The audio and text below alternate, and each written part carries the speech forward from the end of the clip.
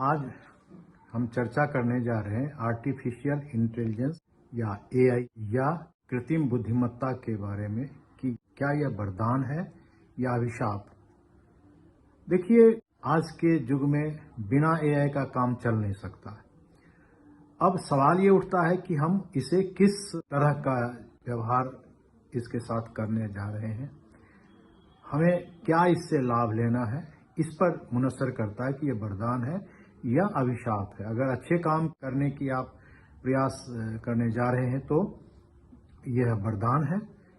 देश के विकास के लिए, अपना विकास, परिवार का विकास, समाज का विकास, ये अगर आप करने जा रहे हैं तो यह बहुत बड़ा वरदान है। और आज का जो जीवन है वह एआई के बिना चलेगा ही नहीं, और आने वाले समय में तो इसका इतना ज्यादा महत्व है कि आप इसके बिना रह ही नहीं सकते। लेकिन वही काम अगर आप किसी को ठेस पहुंचाने के लिए, किसी का नुकसान पहुंचाने के लिए या किसी को बर्बाद करने की नियत से करते हैं तो यह अभिशाप है।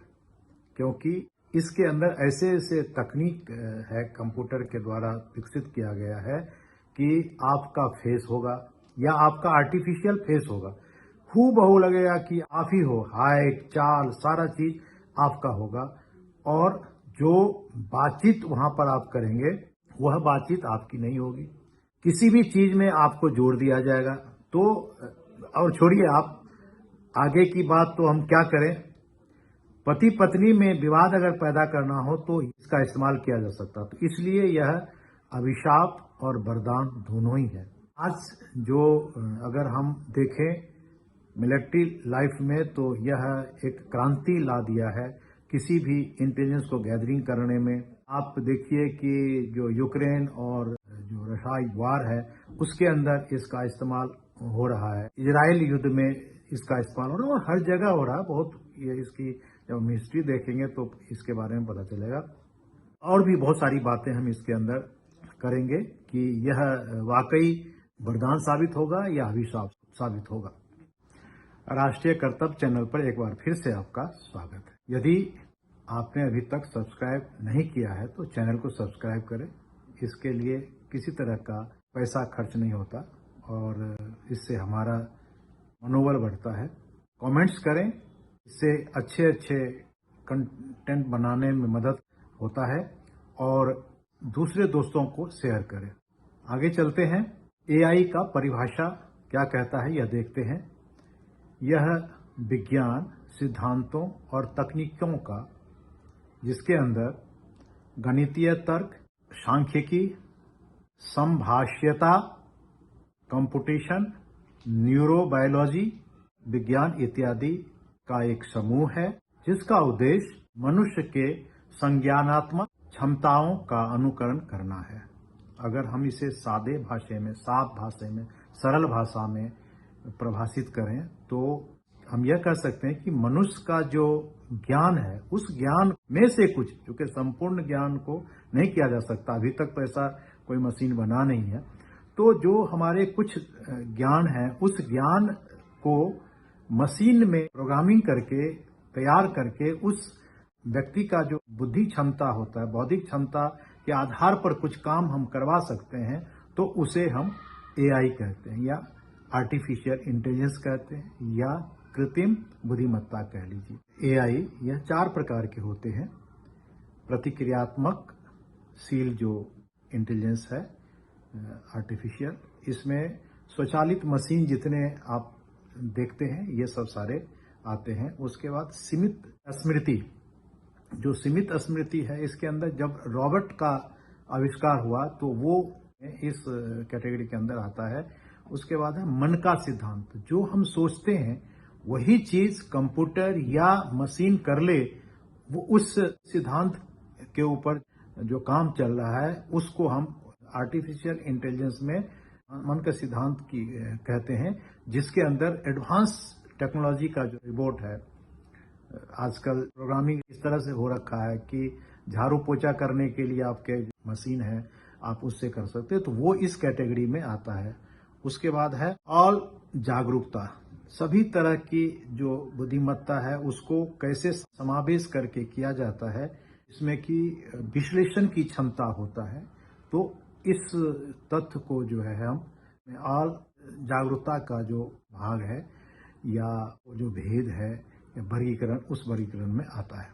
अभी इस पर काम होना बहुत हद तक बाकी है। थोड़ा हम और आगे चलते हैं, इसके इतिहास को जानना चाहेंगे और वर्तमान में आकर के इसे समाप्त करेंगे, क्योंकि ये बहुत ही महत्वपूर्ण विषय है। इस पर जितना भी आप चर्चा करें कम है और बहुत ही कम है, क्योंकि आज का युग और आने वाला युग जो है यही इसी पे काम करने वाला है। इसका जन्म कब हुआ? इसका जन्म 1940 और 1960 के बीच का है, जिस समय में यह काम शुरू हुआ था, और इसी दौर में जो सेकेंड वर्ल्ड वॉर था इसमें इसका इस्तेमाल हुआ था। अगर हम इसके जनक को देखें तो जॉन मैकार्थी आर्टिफिशियल इंटेलिजेंस का जनक कहा जाता है, जिन्होंने इस पर काम करना शुरू किया और कुछ हद तक रिबॉट वगैरह तैयार करके, स्वचालित मशीनें तैयार करके इस पर काम करके शुरुआत किया था। तो ये जो दौर था, विश्व युद्ध वाला जो दौर था, इस दौर में बहुत कम काम हुए थे। शुरुआत हुई थी, बहुत ही शुरू के दिन थे। जैसे आपने कोई बटन दबा दिया और आपके कई मशीन एक साथ काम कर दिए, तो इस सब टाइप के जो काम होते थे वो आर्टिफिशियल इंटेलिजेंस के शुरुआती दौर में था। उसके बाद दशक आया 80 और 90 का। 1980 और 90 के दशक में विशेषज्ञ प्रणाली का विकास हुआ, जिसमें कई फिल्म कंप्यूटर से बनाने शुरू हो गए थे। कंप्यूटरकृत कई फिल्म हो गए थे, जिसके अंदर कोई बिल्ली का रूप धारण कर दिया, उसमें आवाज दे दी, उस पर काम होता था, फिल्म बन जाते थे। तो ये सब जो काम था वो आर्टिफिशियल इंटेलिजेंस का इस दौर में शुरू हुआ। इसी दौर में चिकित्सा का जो दौर था, उस चिकित्सा विज्ञान में काफी जो है बढ़ोतरी हो गया। आपका एक्सरे होना, जो इंस्ट्रूमेंट बने हैं जिसमें अल्ट्रासाउंड है, कई और भी चीजें इसमें विकसित हुआ। और चिकित्सा क्षेत्र में, वाणिज्य के क्षेत्र में, विज्ञान के क्षेत्र में, मतलब तरह तरह की जो मशीनें हैं, जितने भी काम करते हैं, वो इस दौर में आना शुरू हो गया। पर यह विकसित रूप नहीं था। तब एक कमांड होता था जिसमें थोड़े बहुत जो मनुष्य की बुद्धि होती है उसका इस्तेमाल करते हुए काम किया जाता था। अब दौर आया 2010 का।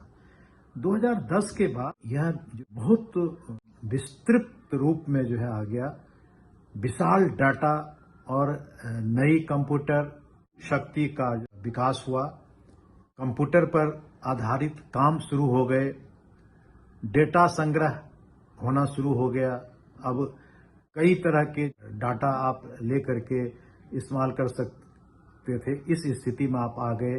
जनसंख्या बढ़ोतरी हो रही है, पर मिनट पर सेकंड कितना जनसंख्या बढ़ोतरी होगी, ये सब सारा का सारा जो है सांख्यिकी के नीति पे करके हर विभाग में, किसी भी सर्वे कर लीजिए, मैप देख लीजिए, आर्मी में आर्टिलरी फायरिंग का जो है वो देख लीजिए, मतलब सारे के सारे हर क्षेत्र में ये काम करना शुरू कर दिया। और इसके अंदर डाटा संग्रह जब होना शुरू हो गया, उसके बाद जो है छवि वर्गीकरण करना शुरू हो गया कि जैसे आपका फेस है, उस फेस को किस स्टेज में ले जाए। जैसे कि आपका एक फोटो ले लिया, तो आपको जो है जब आपका ओल्ड एज होगा तो उसमें आप कैसे देखेंगे, चाइल्डहुड में कैसे देते, तो ये जो फोटो है, छवि जो है, उसको कैसे चेंज करना है, कैसे उस पर छवि दूसरे का डाल करके काम करना, इस सब पे काम शुरू हो गया था। यहीं पर जो है बिल्ली की पहचान होने लगी। इसमें एल्गोरिदम का प्रयोग हुआ और आवाज तरह तरह के देना, ये सब शुरू हो गया। तो ये सारी चीजें जो है 2010 के बाद का जो अभी की जनरेशन है, इस जनरेशन की बातें। इसके अंदर गूगल एक ऐसा प्लेटफॉर्म बन गया है और वो एआई का पार्ट है कि आप एक क्लिक करके बहुत लोगों को जान सकते हैं। तो ये सारा चीज 2010 की बात की देन है। वर्तमान में एआई को अगर हम देखते हैं तो समस्त क्षेत्र में यह वरदान साबित होते जा रहा है।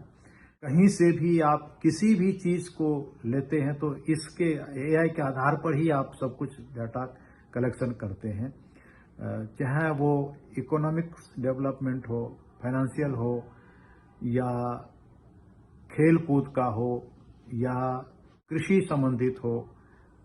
मतलब कोई भी ऐसा क्षेत्र नहीं है जहां पर कि इसके द्वारा काम नहीं हो रहा हो। प्रोडक्शन है, ये सारे के सारी चीजें, फिल्म जगत है, तो ये सारे के सारे जो है इसके मदद से पूरा हो रहा है। और ये जो पूरा का पूरा कंप्यूटर कृत होता है ताकि आपका जो डाटा हो करेक्ट हो, कैलकुलेशन शामिल है इसके अंदर। मतलब जितने भी आप चीज देखते हैं सारा का सारा इसके अंदर आता है। अब आर्टिफिशियल इंटेलिजेंस के अंदर जो मनुष्य का जो मस्तिष्क है, उस मस्तिष्क पर काम हो रहा है कि जिस तरह से मनुष्य सोचता है उस तरह सोचा जाए। हालांकि अभी तक कुछ पार्ट ही इस पे हुआ है।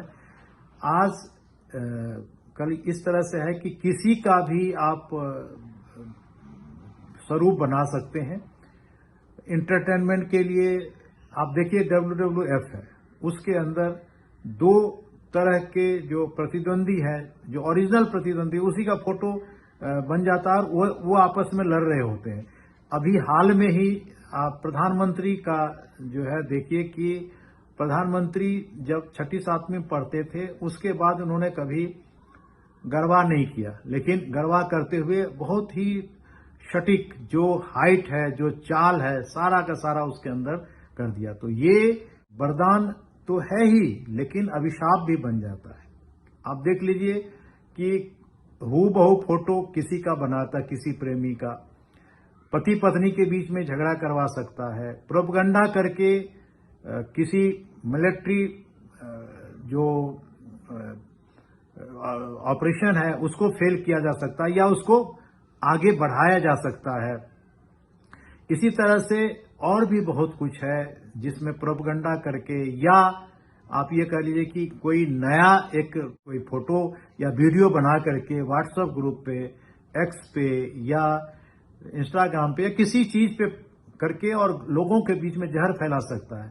तो ये अभिशाप हो जाता है। इसलिए बिना सोचे समझे मेरा आग्रह यही है कि अब कोई भी मैसेज या कोई भी जो वीडियो आता है उसको आगे मत फॉरवर्ड करें। वो जो है उसको देखने की जरूरत है, और इतना बारीक होता है कि आप उसको सीधे तौर पर नहीं दे सकते हैं, उसकी जांच की जरूरत होती है, तब जाकर के इस पे काम होता है और फिर पकड़ा जाता है कहां से आया, कैसे आया। तो इसलिए ये वरदान और अभिशाप दोनों है। अगर अच्छे काम के लिए आप करते हैं तो ये वरदान है, और अगर किसी नाजायज काम के लिए, जो इलीगल काम है उसके लिए करते हैं तो ये अभिशाप है। इसलिए हमें इन इलीगल जो मैसेज है या फोटोग्राफ है या वीडियो है, इस सब से बचना चाहिए और बिना सोचे समझे आकर किसी पे विश्वास नहीं करना चाहिए। ये आर्टिफिशियल इंटेलिजेंस की शक्ति है। ये एक अस्त्र के तरह इस्तेमाल होता है। आप ये देखिए कि जो रूस है, यूक्रेन युद्ध है, और जो अभी इजराइल युद्ध हुआ है, या और भी जितने तरह के छोटे मोटे युद्ध हो रहे हैं, इस सब में इसका इस्तेमाल हो रहा है। इंटेलिजेंस गैदरिंग में तो पता नहीं कितने समय से इस पे हो रहा है, और आगे जो आने वाला युग है वो आर्टिफिशियल इंटेलिजेंस का है। इसलिए इस पे सही काम के लिए इस्तेमाल करें, गलत काम ना करें, इससे जो है नुकसान होगा। चूंकि इस पे अभी कानून बनने वाला है कि गलत कोई करता है तो होगा, लेकिन सरकार हर जगह पे आपके लिए उपलब्ध नहीं हो सकता। आपको भी अपने कॉमन सेंस का इस्तेमाल करना होता है, और आप इससे बच सकते हैं। बिना सोचे समझे किसी मैसेज को, किसी वीडियो को, किसी फोटो को फॉरवर्ड ना करें। तो आज हम यहीं पर विराम देते हैं इस शब्द के साथ कि यह अच्छे काम के लिए वरदान है और गलत काम के लिए अभिशाप है। धन्यवाद, नमस्कार।